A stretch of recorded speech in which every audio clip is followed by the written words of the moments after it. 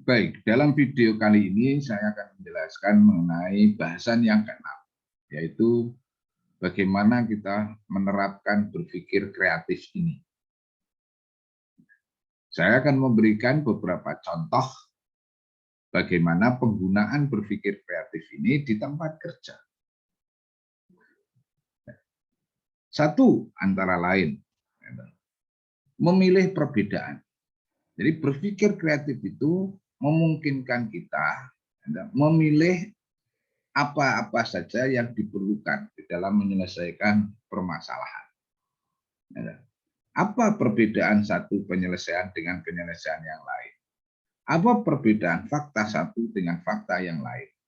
Apa perbedaan dari pendapat yang satu dengan pendapat yang lain?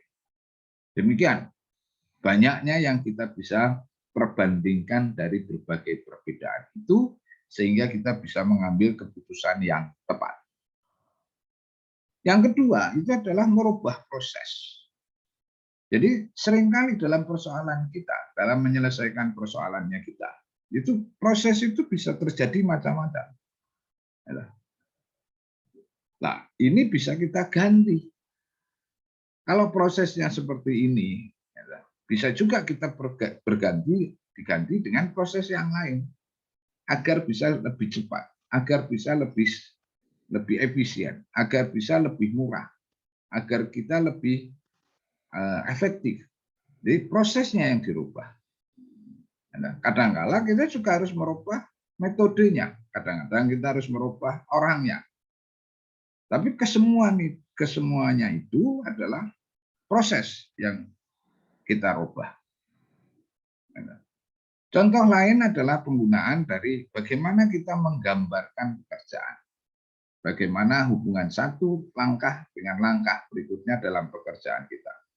Sehingga kita bisa misalnya, kalau kita gambar kegiatan-kegiatan bisnis prosesnya kita, kemudian itu terjadi misalnya ada duplikasi dari pekerjaan. Bagaimana kita mengevaluasinya, bagaimana kita menghilangkan misalnya terjadinya duplikasi pekerjaan, bagaimana mempercepat pekerjaan. Semua ini bisa kita lakukan dengan menggambar, dengan menuliskan, dengan membuat grafik, atau dengan membuat flowchart. Itu semua akan memudahkan kita untuk menggambarkan, untuk mengetahui keseluruhan dari atau hubungan antara satu langkah dengan langkah yang lain. Manfaat berpikir kreatif lainnya adalah merubah lingkungan. Nah, karena lingkungan ini pengaruhnya besar terhadap kehidupan kita, maka ada dua kemungkinan. Yang pertama itu adalah merubah diri kita, yang kedua adalah merubah lingkungan. Tentunya merubah diri kita akan lebih mudah dibandingkan dengan merubah lingkungan. Karena lingkungan faktornya akan lebih banyak dibandingkan dengan diri sendiri. Tapi merubah lingkungan memungkinkan kita, walaupun itu sulit karena kita bisa menggambarkannya. Maka kemampuan berpikir kreatif ini juga punya kemampuan untuk merubah lingkungan. Penggunaan berpikir kreatif terutama ini bisa untuk penerapan bagaimana menyelesaikan persoalan. Jadi problem solving itu bisa diselesaikan dengan cara berpikir yang kreatif. Sedangkan penggunaan yang keenam antara lain untuk peningkatan produktivitas. Tambah cepat, tambah murah, tambah mudah. Dengan menggunakan teknologi misalnya, maka produktivitas kita akan jauh lebih tinggi. Sedangkan yang terakhir adalah contohnya dalam penggunaan pikir kreatif di tempat kerja adalah memudahkan pekerjaan. Bagaimana caranya memudahkan pekerjaan? Kita gambarkan dulu, kalau kita analisis tiap langkah dari setiap pekerjaan itu, dan kita bikin mudah, kita bikin simpel. Kalau simpel, maka produktivitas akan naik karena pekerjaan mudah untuk diselesaikan. Kalau mudah, maka produktivitas naik. Kalau produktivitas naik karena mudah juga, maka kualitas akan naik. Kalau produktivitas naik dan kualitas naik, ya, maka cost ya, atau biaya untuk menyelesaikan pekerjaan akan turun, sehingga kita bisa menjual lebih murah lagi. Kalau menjual lebih murah lagi, maka pangsa pasar kita akan lebih banyak, lebih luas. Kalau pangsa kita, pasar kita lebih luas dan cost kita turun, maka keuntungan atau profit juga akan naik. Kalau profit naik, maka kehidupan kita akan lebih meningkat. Nah, jadi memudahkan pekerjaan itu penting, ya, penting di dalam menyelesaikan ataupun menerapkan penggunaan berpikir kreatif ini. Itu antara lain contoh-contoh penerapan atau penggunaan berpikir kreatif di tempat kerja. Nah, kalau kita bandingkan, kita akan seringkali mengatakan bahwa kreativitas itu juga diperlukan untuk melakukan satu inovasi. Nah, apa perbedaan antara kreativitas dan inovasi itu? Kreativitas itu terkait sama ide-ide, terkait dengan imajinasi, terkait dengan pemikiran-pemikirannya kita. Nah, terkait dengan ekspresi, dengan konsep, dengan penyelesaian masalah, dengan kecerdikan, atau dengan mencari formula ideation, dan itu bisa kita lakukan dengan brainstorming. Nah, semuanya ini terkait dengan proses kreativitas. Nah, perbedaannya dengan inovasi adalah inovasi merupakan proses. Inovasi didasarkan juga dengan nilai-nilai, dengan value. Nah, inovasi terkait dengan invention, penemuan, dan melakukannya. Action, tindakan. Nah, serta penerapannya, implementasi. Dengan mencari kemungkinan-kemungkinan yang bisa dilakukan. Ya, enable, berguna, change, perubahan. Umumnya terkait dengan produk. Bisa juga terjadi hal-hal yang baru. Nah, semua itu harus terukur. Itulah yang dikatakan inovasi. Inovasi umumnya itu adalah incremental, ya, perbaikan lebih baik, sedikit demi sedikit, demi sedikit, demi sedikit. Nah, inovasi didasarkan atas proses-proses kreativitas.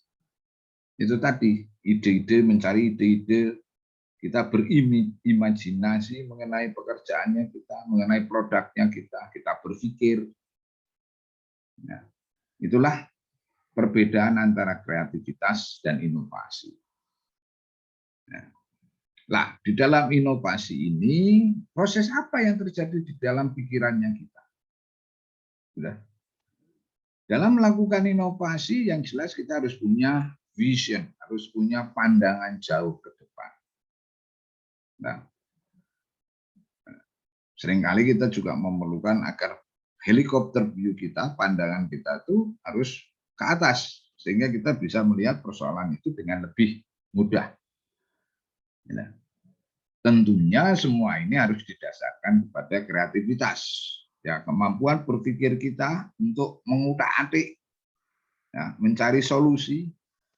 Seringkali juga didasarkan kepada inspirasi. Oh, kalau kayak gini akan lebih mudah dilakukan, ya, dan bisa menyelesaikan masalah dengan solusi-solusi yang tentunya dengan pengalamannya kita, dengan pelatihannya kita, maka kemampuan kecerdasan kita juga akan meningkat. Dan ini sangat menunjang di dalam melakukan inovasi. Inovasi itu tidak mungkin dihasilkan dari orang yang malas ataupun orang yang tidak mau berpikir. Nah, sehingga ide-ide kita juga bisa berkembang dengan leluasa, dengan bebas. Nah, dan 6 hal inilah yang bisa menimbulkan atau membangkitkan inovasi. Jadi inovasi itu apa? Inovasi itu terdiri dari ide-ide yang kreatif, ya, tapi kemudian kita lakukan dengan melihat kebutuhan dari pasar, ya, dengan mempertimbangkan apa-apa saja yang menjadi masalah-masalah yang ada di dalam masyarakat, sehingga bisa dipasarkan. Ya. Lalu kita terapkan, kita implementasikan. Jadi bisa dikatakan inovasi itu adalah idenya kreatif, ya, laku di pasar, dan diterapkan. Karena kalau tidak diterapkan itu hanya jadi ide doang. Kalau jadi ide doang itu masih ada di pikiran kita, belum jadi apa-apa. Jadi inovasi itu harus 3 komponen itu harus terjadi. Jadi ada idenya disambut sebagai penyelesaian masalah dari yang dihadapi oleh konsumen, dan laku, makanya laku karena dibutuhkan, dan diterapkan. Itulah inovasi.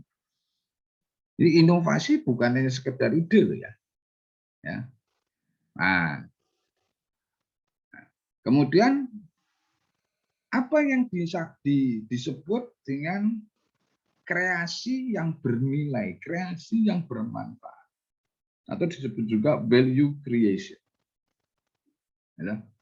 Kreasi yang bernilai itu terdiri dari satu. Proses yang pertama itu adalah imajinasi. Imajinasi dari kita. Nah, imajinasi ini menjadi kegiatan-kegiatan yang sifatnya kreatif. Imajinasi dipikirkan, ya, di dalam pemikirannya kita menjadi sesuatu bentuk yang kelihatan, yang tergambar, yang terbentuk. Lalu kita melakukan empati. Empati terhadap siapa? Empati terhadap calon yang bisa menghargai pikirannya kita, pendapatnya kita, kreativitasnya kita, yaitu konsumen, yaitu orang lain. Nah, empati ini bisa kita lakukan misalnya dengan melakukan survei, dengan bertanya.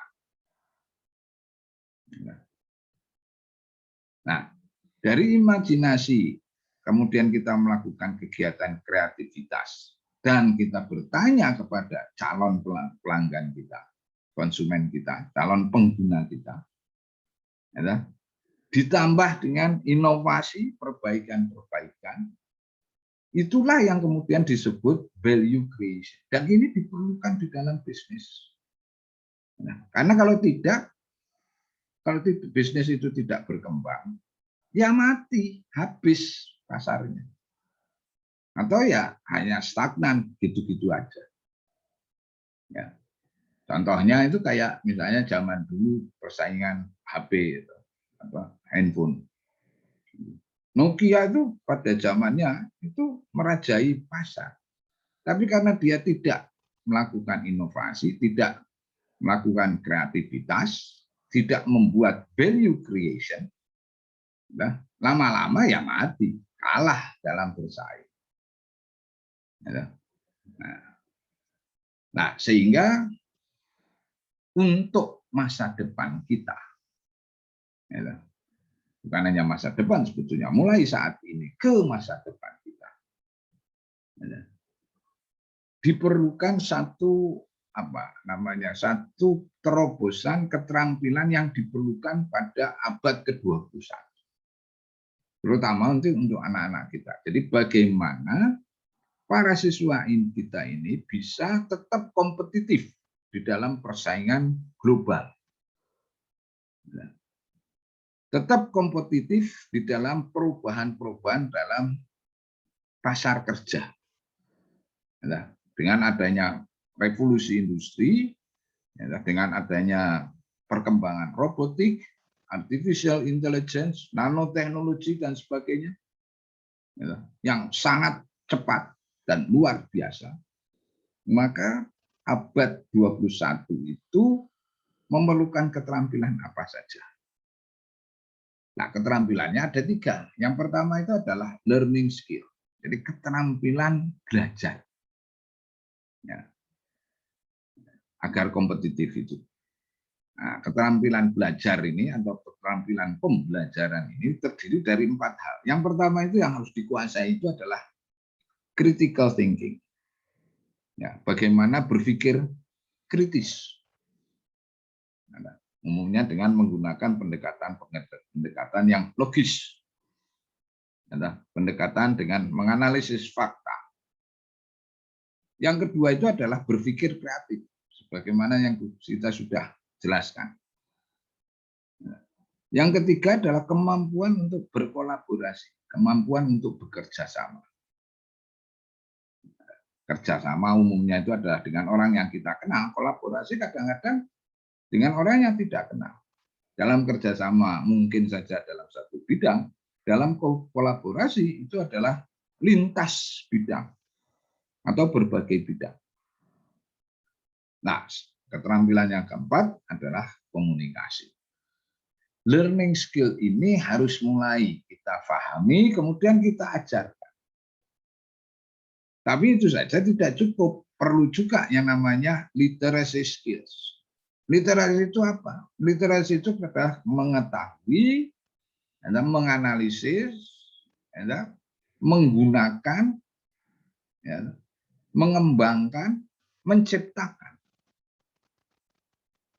Dalam hal apa? Dalam hal informasi. Karena kita akan berada di dalam information age, atau era informasi. Sehingga kita perlu punya kemampuan ataupun pemahaman literasi informasi, literasi media, dan literasi teknologi. Ini seringkali juga disebut digital technology. Jadi literasi di dalam bidang teknologi digital. Ini adalah keterampilan literasi. 3 ini yang di masa sekarang dan masa depan ini sudah ataupun harus kita hadapi. Yang ketiga adalah kemampuan ataupun keterampilan hidup, life skills. Nah, ini terdiri dari 5 hal. Ya, dari 5 hal. Jadi yang pertama itu adalah kemampuan untuk fleksibel, kemampuan untuk beradaptasi, kemampuan untuk lentur. Karena kelenturan dan adaptasi ini diperlukan terutama di dalam era yang disruptif, yang berubah dengan cepat. Dan kita memerlukan kepemimpinan untuk menghadapi eranya, era digital itu. Yang tidak bisa lagi dengan gaya yang otoriter misalnya. Karena kita harus banyak berkolaborasi, harus banyak kaitannya dengan kreativitas, harus banyak berkaitan dengan komunikasi, harus banyak berkaitan dengan critical thinking. Ya. Nah, yang ketiga ini adalah kemampuan berinisiatif. Ya, berinisiatif itu artinya kita tidak berada di dalam satu pengawasan. Ya. Jadi yang namanya inisiatif itu tidak harus disuruh, tapi kita punya gerak sendiri, punya motivasi sendiri. Ya. Keterampilan berikutnya itu adalah keterampilan untuk produktif, productivity skills. Ya. Nah, karena kita ada di dalam dunia yang global, maka kemampuan untuk social skills berhubungan dengan berbagai budaya, berhubungan dengan berbagai manusia, berbagai berbagai dengan keadaan. Bahkan kita juga harus mempelajari bagaimana kita berhubungan dengan machine learning. Karena masa depan itu juga kita banyak hasil-hasil teknologi, robotik, artificial intelligence, nanoteknologi, dan sebagainya. Itu yang kita harus hadapi dalam keseharian. Nah, kemampuan social skill ini tentunya menjadi hal yang penting yang harus kita pelajari. Dengan demikian, anak-anak kita ataupun kita sendiri itu siap untuk menghadapi persaingan global, siap untuk mempunyai competitive advantage, ya, kemampuan berkompetisi di dalam dunia global. Saya kira itu yang bisa disampaikan. Mudah-mudahan bisa memberikan gambaran dengan bagaimana penerapannya. Terima kasih.